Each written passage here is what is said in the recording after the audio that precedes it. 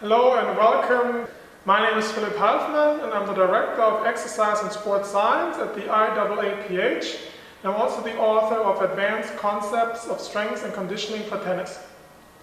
In today's episode, I will explain why USTA President Jon Vegosen is wrong about the reasons for the decline of US tennis. Vegosen basically states three reasons. 1. Technological advancements. 2. Too much domestic competition for talents. And 3. Too much competition outside of the US. Now that doesn't really sound convincing, does it? So let's take a closer look at what Jon Vegosen was saying about the decline of US tennis.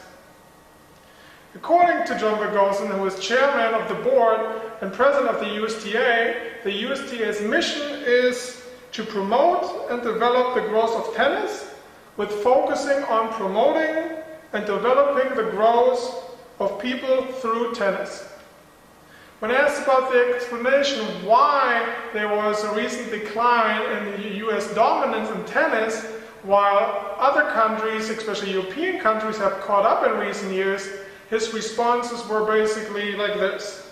First, the professional game has changed significantly with advances in technology, especially with strings. The game is now largely played from the backcourt, and it's not as easy for American players who learn to serve and volley to compete. Who serves and volley? Second, in other countries, tennis is one of the most popular sports, right behind soccer. In the US, the best athletes have a wide variety of other sports they can choose to take up.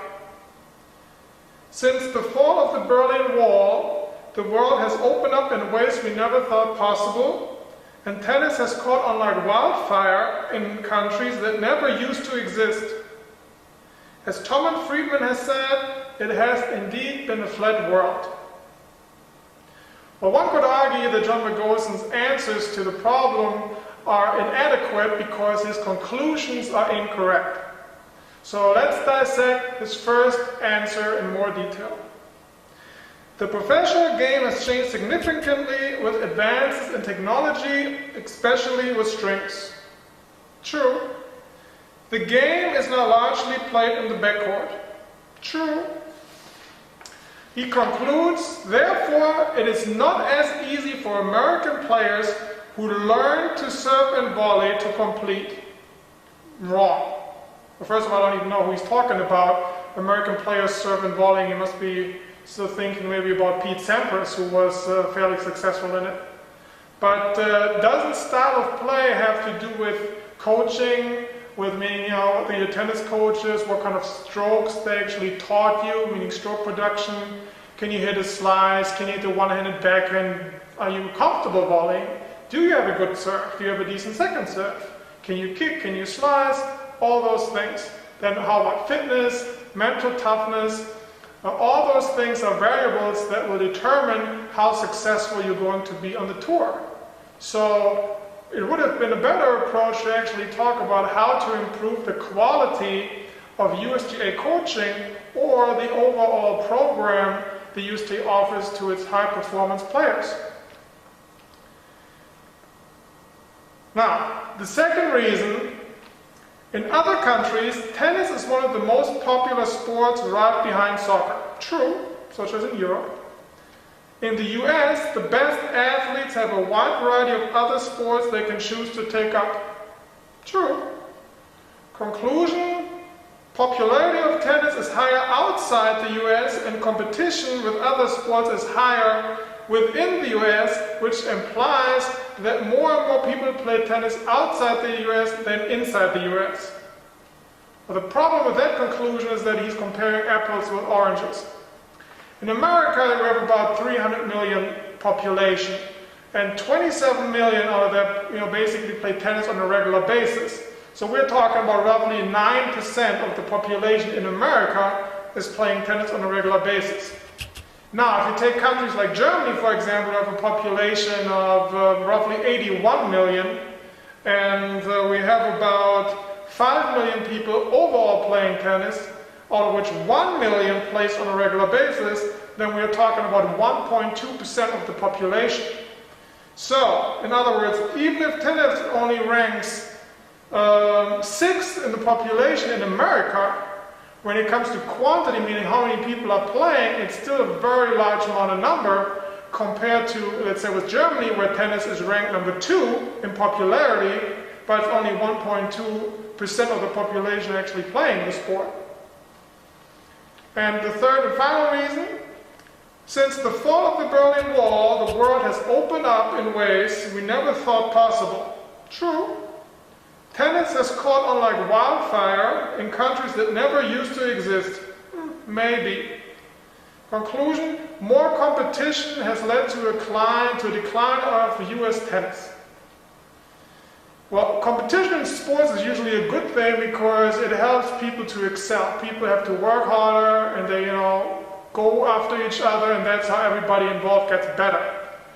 And it's kind of a lame excuse for a market leader, if you look at it like that, like the US used to be in tennis in the 90s and actually in 2000 as well, in dominating the sport. And now all of a sudden they're complaining about, well, it's too much competition, and that's the reason why, we can't keep up with the success we used to have.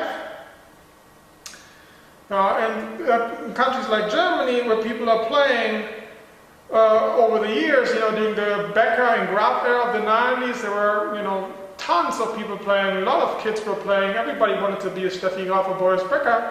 But now, there are many good tennis players in Germany, female and male, but nobody really is able to win a Grand Slam. So the number of people actually going after the sport has dropped considerably. And what I think is more important is when you take a look at the infrastructure that people in America have available at the USTA, at Division I universities. I mean, I'm talking about 20 courts, hard courts, clay courts, hard-through courts, grass courts in some instances even. Then you have registered, dietitians available for the athletes. You have athletic trainers, you have strength and conditioning coaches, you have tennis coaches. When you have anything that anybody could want in order, to be able to be successful, running tracks, anything. And yet, people are not able to produce successful athletes in US tennis. And so I would think it might have to do with the quality of the coaching involved. There have to be quality people involved at the highest level of the game.